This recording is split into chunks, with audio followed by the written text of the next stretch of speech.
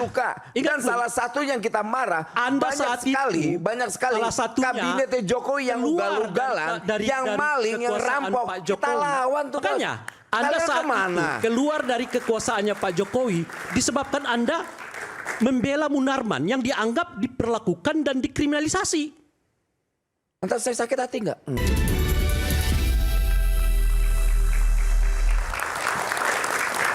Saya nggak kerasa ini udah sesi terakhir dan harus ada closing statement. Saya mulai dari Bung Rey dulu deh. Saya? Dari tadi soalnya agak diam. Silakan Pak. Closing statement tuh harus pejabat dulu. Oke, kalau gitu sana. Nanti kan dijawab sama kalau Wamen dulu nanti nggak bisa dijawab. Wamen pemuka. Sekarang sebagai kritikusnya. Baik. Sekarang kita berbicara pada dua aspek ya. Aspek pertama adalah soal tingkat kepuasan gitu. Bagi saya sih sebetulnya nggak terkejut amat dengan angka 81%. Kenapa gitu? Karena lagi-lagi ini kan melanjutkan tradisi yang dibuat oleh Pak Jokowi. Bahwa aspek pemenuhan terhadap hal-hal yang berhubungan dengan program populisme itu harus didulukan. Sehingga dengan begitu tingkat kepuasan bisa terjaga ya kalau Pak Jokowi itu kan di sekitar 70% kan. Meskipun terakhir adalah 80% kan. Nah nggak perlu pakai survei-surveian itu menurut saya sih. Udah ketahuan tuh istilahnya kan orang baru dikasih bansos. Orang baru dikasih MBG. Dikasih pajak ditunda. Nah gaji guru dinaikkan. Gaji buruh dinaikkan. Ditanya puas nggak? Ya puas lah. Siapa yang nggak puas gitu. Dengan program mereka kayak begitu. Makanya nggak butuh lagi itu survei-survei untuk bisa membuktikan. Dan itu bukan khas Indonesia. Di seluruh dunia ini kalau cara pemerintahnya begitu, pasti semua rakyatnya juga mengatakan puas gitu.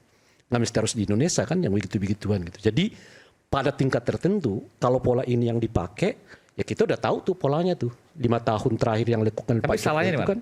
Enggak, saya nggak berbicara salah dulu. Nggak, kalau mungkin nanti saya akan ke sana. Oke.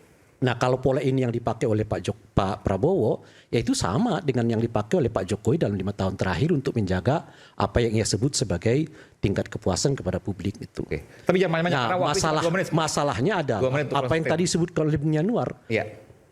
Kemampuan fiskal kita mencukupi nggak untuk melanjutkan program ini atau tidak gitu. Sebab kalau enggak bisa anjlok tiba-tiba tuh. Kalau anjlok tiba-tiba proses Bangladesh macam-macam bisa kejadian gitu. Ya. Itu pertama.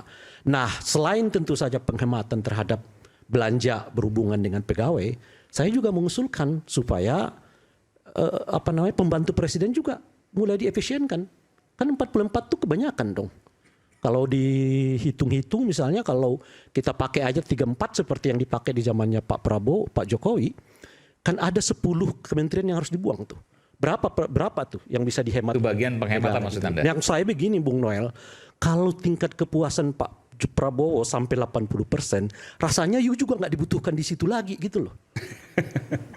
You keluar aja, nggak ada tantangan lagi tuh udah 81%, ngapain lagi di situ? Nah gaji lo ya dengan staf macam-macam tuh sumbangsan ke MBG gitu loh, Pak. Kau jadi aktivis lagi seperti biasa gitu kira-kira kan. Itu lebih realnya, lebih konkret. Karena fiskal kita nggak cukup kata Bung Yanuar tadi ya. Atau nyalek ya. Karena fiskal kita nggak cukup nih kalau pakai model begitu sampai 5 tahun ke depan gitu. Nah makanya kalau udah 80%, ya mau ngapain lagi gitu loh Pak. Itu satu ya. 2 menit jangan kepanjangan. Yang kedua pertanyaan dan ini pertanyaan saya. Tingkat kepuasan kepada Pak Jokowi selama 5 tahun yang berkisar 70%, apa sih yang didapatkan oleh bangsa ini dari tingkat kepuasan itu? Saya nggak mau masuk dulu dah ke 100 hari ya. Apakah ekonomi kita membaik? Apakah penegakan hukum membaik? Apakah perlindungan terhadap hak asasi manusia membaik? Apakah kebebasan berpendapat membaik? Apakah polisi kita ya kan makin membaik? Ya, apakah tingkat kesenjangan kaya miskin makin membaik? Apakah dinasti politik makin bisa dikurangi? Dengan 5 tahun kepuasan kepada Pak Jokowi itu berkisar di angka 70%. Itu pertanyaannya, nggak perlu dijawab. Silakan dijawab oleh publik. Baik, silakan publik menjawab. Baik. Karena bagi saya, kecil aja kita lihat kasus pagar bambu. Nah masuk ke situ tuh. Pagar laut. Pagar laut itu, pagar bambu di laut. Ya kan? Pagar bambu di laut menjelaskan kepada kita gimana tata kelola pemerintahan Pak Jokowi yang sekarang membuat Pak Prabowo jadi kerepotan. Anda bisa bayangkan berbulan-bulan kita untuk hanya nyari tahu siapa sih yang punya ini gitu loh. Ya sampai hari ini dan hari ini dan sebagainya. Oleh karena itulah saya mau ingatkan kepada Bung Noel dan kawan-kawan semua, kalau masih senang di sana karena udah nggak tantangan sih menurut saya 80% itu gitu. Apa yang saya mau ingatkan kepada kalian semua gitu.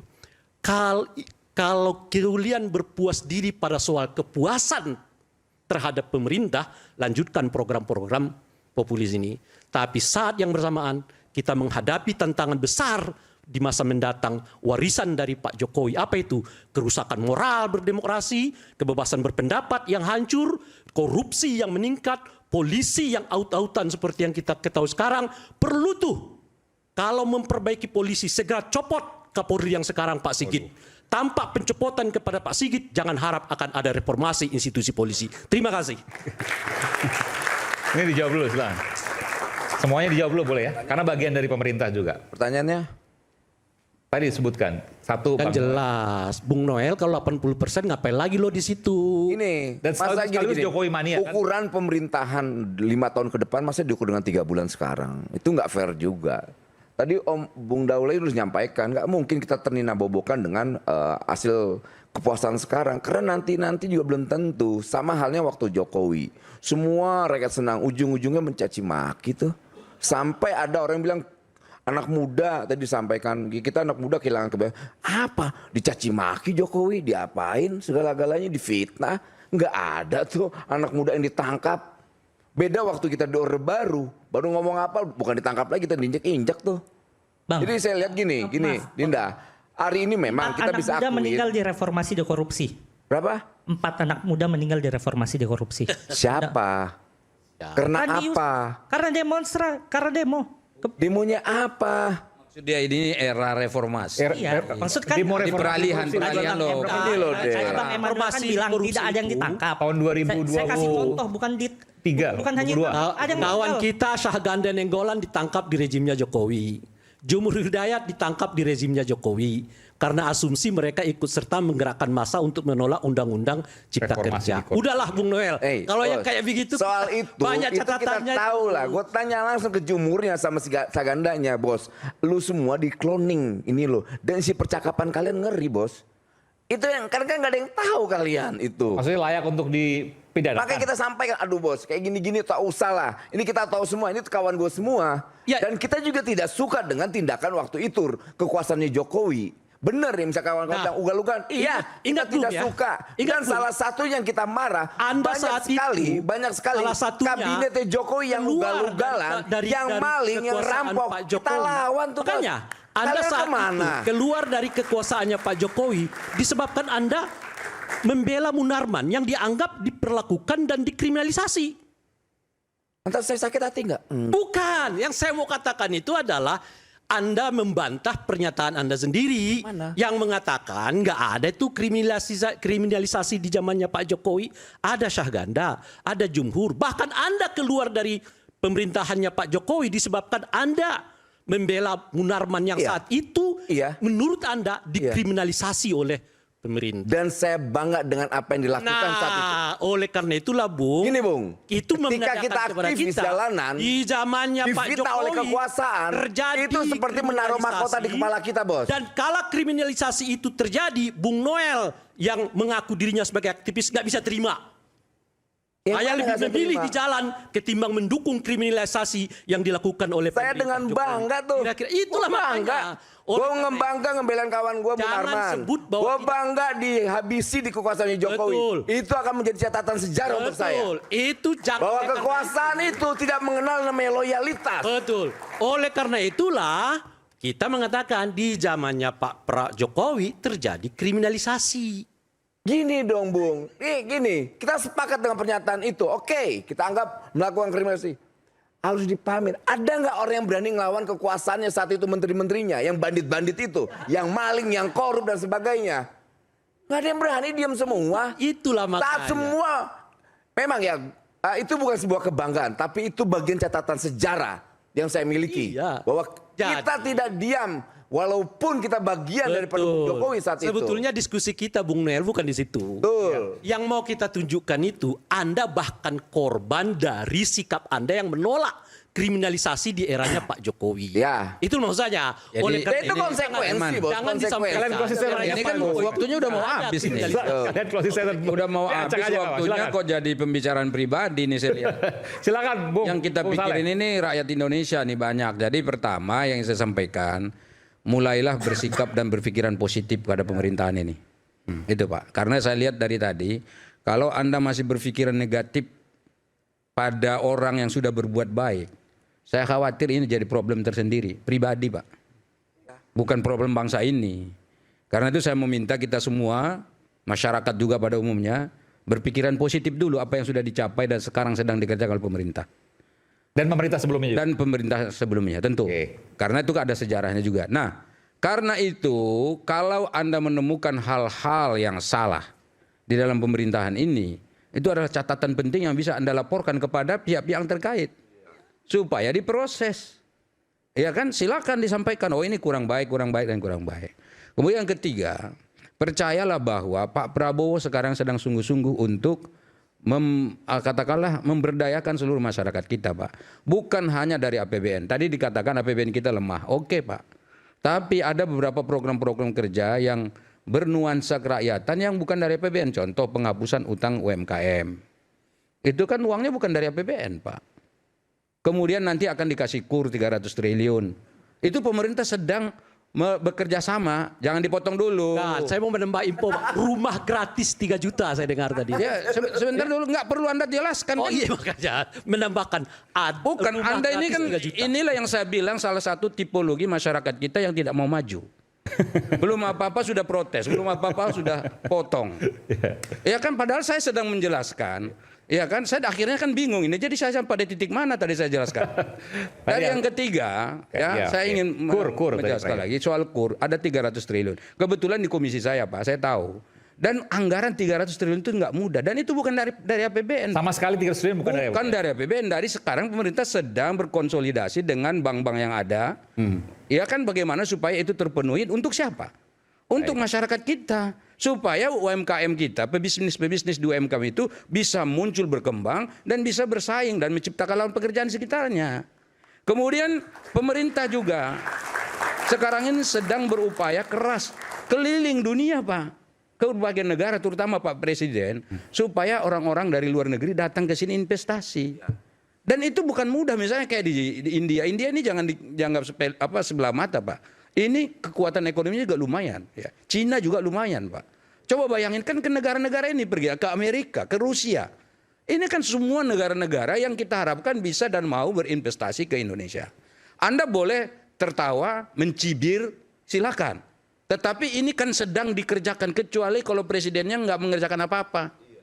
Kecuali misalnya presidennya diam, gitu loh. Maka saya bilang tolong hindarkan keluarkanlah buruk sangka dari hati. Itu penyakit hati yang tidak bisa diobati. Kalau penyakit hati yang nggak diobati Pak, masuk ke rumah sakit pun nggak akan ada dokter yang bisa mengobati itu. Kalau itu sangat berbahaya. kepuasan sudah di 80% Dan Anda ini artinya Pak Partaonan nggak perlu juga kayaknya Pak Prabowo ngejar koruptor itu ke Antartika.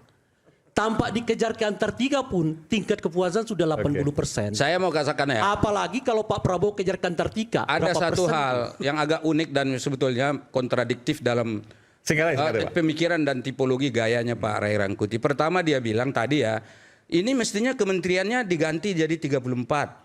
Enggak seperti sekarang 43. Ya contohlah Jokowi. Padahal dia nggak suka sama Jokowi. Sekarang dia minta ini sebentar. Ada lagi. Kemudian dia minta Saudara Noel keluar dari kabinet.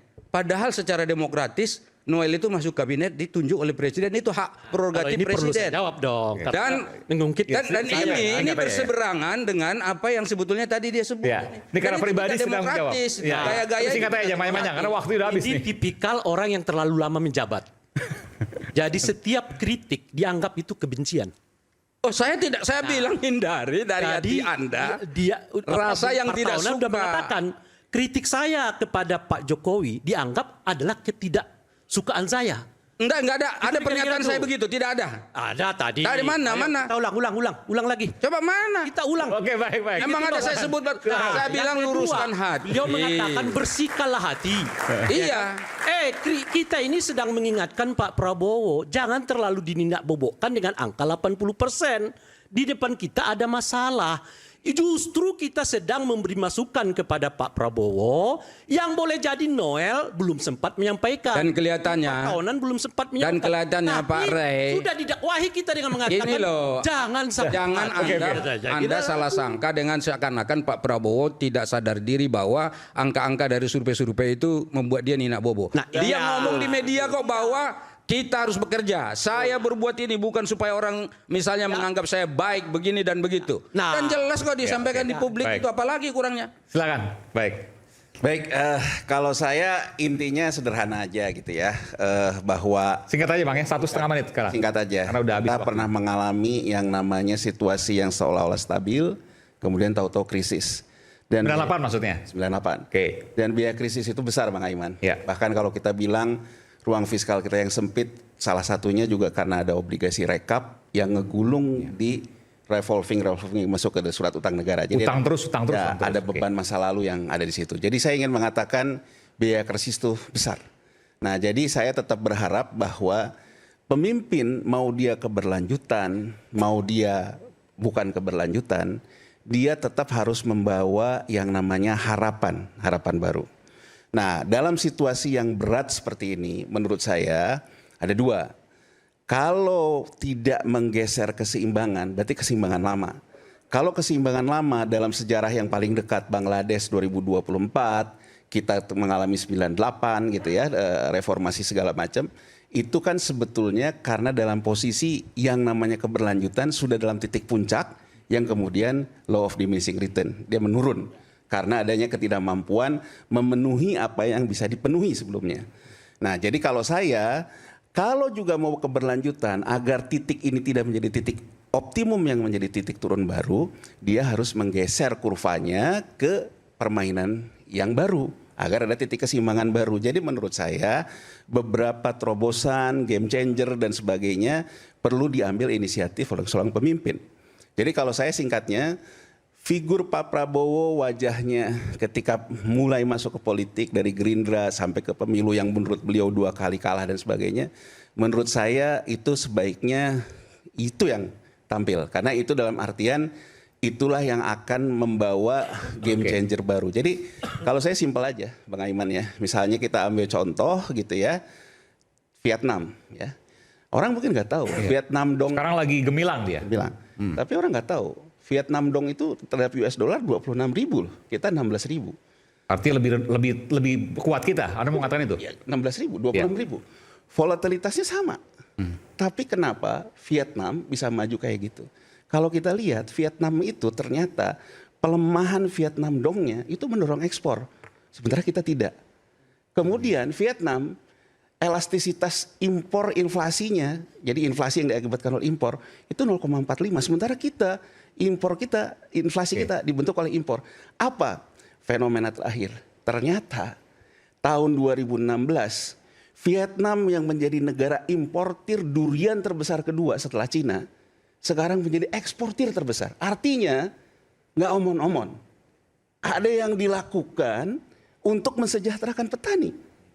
Karena petani, kalau ngomong petani sawah dan sebagainya mungkin marginnya tipis. Sekarang hari ini Bang Aiman, kalau kita lihat harga kopi, harga tertinggi sepanjang sejarah dunia di bursa komoditas kopi. Apakah kita mendapatkan keuntungan dari situ? Bisa ya, bisa tidak. Nah, jadi maksud saya artinya kita harus menggeser permainan ini. Tadi nggak ada bedanya dengan yang dikatakan oleh Gerindra narasinya. Mungkin kalau saya, karena saya orang dari luar, saya pakai bumbu-bumbu tentang hubungan dengan Jokowi, hubungan patronasi relasinya dengan swasta. Tapi intinya, kalau dari Gerindra tadi mengatakan dalam harmonisasi kita akan membawa ke narasi baru. Berarti artinya keseimbangan baru dibawa lewat permainan lama. Saya katakan semoga itu tercapai. Kita kan tidak mau krisis juga Bang Aiman. Tapi kita juga perlu mengingatkan, kok kayaknya harus ada permainan baru yang diciptakan. Jadi kalau Game menurut changer. saya Baik. game changer yang memang pada akhirnya Baik. realita ke masyarakat. Baik, terima kasih atas itu. Silakan, 1,5 menit aja, jangan terlalu panjang, Mbak. Termasuk tadi soal apa namanya? Ya, terima kasih Bang Eman. Soal kocok ulang tadi swasta tadi ya, belum jawab tuntas tadi. Pertama kita harus menyadari bahwa kita baru memasuki 3 bulan pertama dari pemerintahan Presiden Prabowo. Masih ada 57 bulan lagi ke depan. Selama periode total 60 bulan, 5 tahun ke depan. Ini adalah momen di mana kita harus memupuk satu optimisme. Kedua adalah kekompakan bahu-membahu mensukseskan program-program unggulan daripada Presiden Prabowo. Bapak Ibu, kita akan memiliki program-program yang ditujukan untuk membangun kualitas sumber daya manusia kita 10, 15, 20 tahun lagi ke depan melalui program makan bergizi gratis.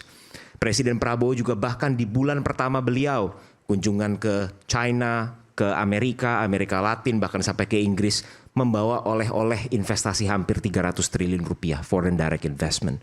Investasi ini nanti akan kemana-mana.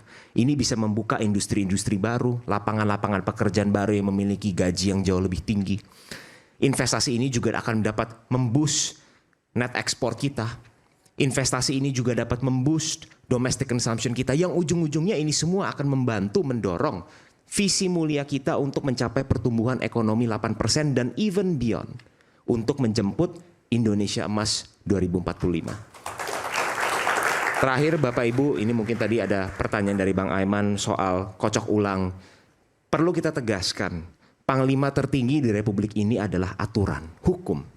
Presiden hanya menjalankan apa yang dibunyikan oleh aturan. Dan ini menjadi sangat penting untuk menunjukkan bahwa memang siapapun, pihak swasta manapun, akan diajak untuk membantu membangun negeri ini bersama-sama, tetapi ikutin aturan mainnya.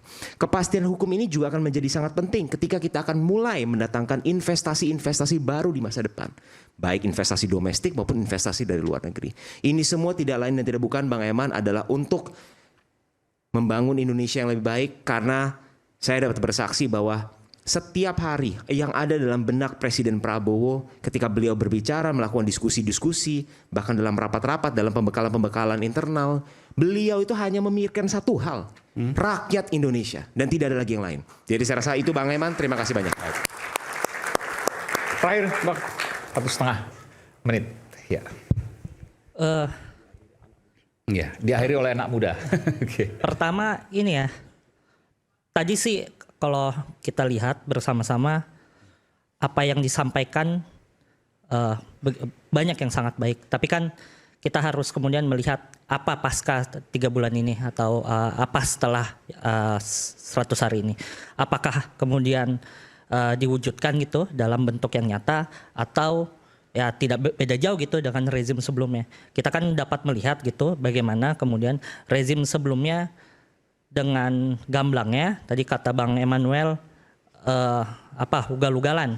Nah, di rezim sekarang sebenarnya kalau kita lihat, tadi Bang Emmanuel kan yang bilang rezim sebelumnya ugal-ugalan.